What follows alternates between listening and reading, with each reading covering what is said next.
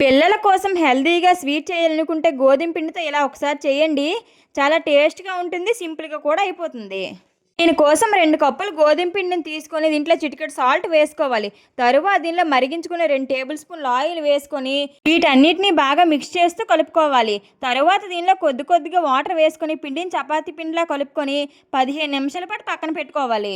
15 నిమిషాల తర్వాత కొద్దిగా పిండి ముద్దను తీసుకొని పైన పొడి పిండి జల్లితే చపాతీ కర్రతో వీలైనంత మందంగా చపాతీలా చేసుకోవాలి.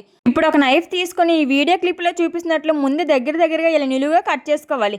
తరువాత వీటిని మళ్ళీ అడ్డంగా ఇలా చిన్న చిన్న ముక్కలుగా కట్ చేసుకోవాలి.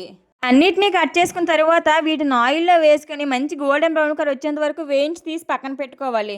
తరువాత మనం ఏ కప్పుతో అయితే పిండిని తీసుకున్నాం అదే కప్పుతో కప్పున్నర తురుముకున్న బెల్లాన్ని వేసుకొని దీంట్లో కొద్దిగా వాటర్ వేసుకొని బెల్లాన్ని బాగా కరిగించుకోవాలి.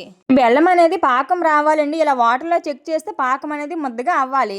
ఇప్పుడు దీనిలో కొద్దిగా యాలకుల పొడి మనం వేయించుకుని వాటిని వేసుకుని ఒక 2 నిమిషాల పాటు బాగా కలుపుకుంటే సరిపోతుంది అండి.